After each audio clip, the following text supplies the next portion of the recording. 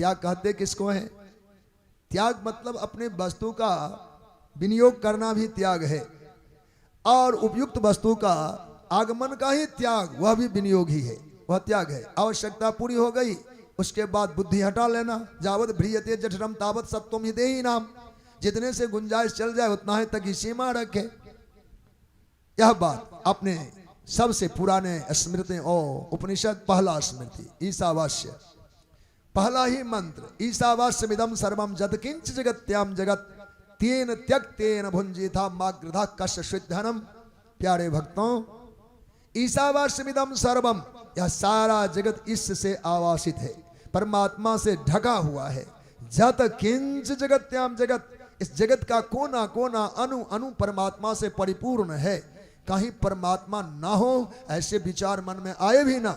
ईशावास्य है, इस आच्छादित जगत है। जब भगवान से ढका हुआ, छपा हुआ, छाया हुआ जगत, तो न कहीं किसी प्रकार की भूल करने का जगह ही नहीं बचा। क्या करें? तेन त्यक्तेन भुंजिता, अब त्याग पूर्वक भोगो, जरूरत की पूर्ति मात्र करो। और यदि त्याग ना हो तो क्या करे? कोई पूछे, त्याग की बात करते हैं, त्याग ना हो तो विचार करो। कैसे विचार करें? तेन त्यक्तेन भुंजिता, त्याग पूर्वक जगत का हम भोग करें, मोह ना करें, आकृष्ट ना हो, ग्रस्त ना हो, लोभ से परिपूर्ण ना हो, माग्रधा, संलग्न ना हो जाओ, आसक्त ना हो जाओ। अगर तब भी आसक्ति बढ़ती है तो विचार करो, क्या कस्य शुद्धनम, यह धन किसका, यह धन किसका, यह धन किसका। स्थान है तो क्या आज से थोड़े है, कितनी पीढ़ियां संतों की बीत गई होगी। हमारा घर है तो क्या, कितने पूर्वज गए होंगे। आप मंदिर में घंटा देखे हैं क्या कभी बजते हुए? घंटा आपने देखा होगा। इस विचार को आज समझा जाए। घंटा और छत के बीच में कुछ तो है, ऊपर छत नीचे घंटा है, इसके बीच में संबंध किसका है? साकल का। घंटा कौन है? हम हैं। छत कौन है? परमात्मा। साकल कौन है? मेरे पूर्वज। सबको बांध रखा है। कस्य शुद्धनम को सिद्ध करने के लिए प्रमाण देना पड़ा। कस्य शुद्ध, यह धन किसका? हमसे पूछा जाए, मेरे पिताजी का। आश्रम में संत कहेंगे हमारे गुरुजी का। यह धन किसका? मेरे पिता का। उनसे पूछ दे, यह धन किनका? मेरे पिता का। और मेरे पिता का अंत कब होगा? जब जगत पिता में हाथ छुएगा। ये पूरे साकल का चेन है। हमारा धन मेरे पिता का, उनके पिता का, और पिता का क्रम वहां तक जाएगा। अनादि सृष्टि के मूल में वह छत छुआ जाएगा, परमात्मा से जगत और जगत संबंध और हम।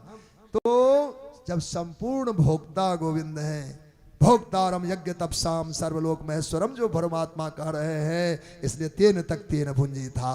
त्याग से जीव आनंद आएगा। संग्रह में आकांक्षा, महत्वाकांक्षा केवल दुख ही दुख देता है, जीने नहीं देता। एक अंग्रेजी विद्वान लिखा, हिंदी में बोल देते हैं, कहा हम सदा जीने की तैयारी करते हैं, जीते नहीं है। हम सदा जीने की तैयारी करते हैं, जीते नहीं है। वास्तविकता यही है। आज भी कुछ कमी लगी, इंतजाम किया, कल भी कुछ कमी लगी, इंतजाम किया, और अंतिम सांस तक इंतजाम और इंतजाम ही किया। आज इंतजाम हो गया, ऐसा भाव कभी बनता नहीं। मनुष्य कभी सोचा ही नहीं कि हमारे पास पूर्ण हो गया। इसलिए कठोपनिषद कहते हैं, ना वित्तेन तर्पणयो मनुष्यो, मनुष्य कभी वित्त से तृप्त होता ही नहीं है। पर नियम यह है, तृप्त जब तक होगा नहीं तब तक आत्म शांति कैसे पाएगा। उदाहरण के लिए देखिए, आप लोग सुनते होंगे कभी कभी देश में कई प्रांत में बाढ़ आती है। तो बाढ़ जब आती है तो उस समय रेडियो का न्यूज होता है, आज अमुक कोसी नदी हो, गंगा नदी हो, खतरे के निशान से 2 सेंटीमीटर ऊंचे चल रही है। गांव के लोग सावधान हो जाते हैं सुनने के लिए, बाढ़ आई है। आज गंगा नदी 20 सेंटीमीटर खतरे के निशान से ऊंचे बह रही है, और रोज हम सुनते हैं, यही खबर होता है ना।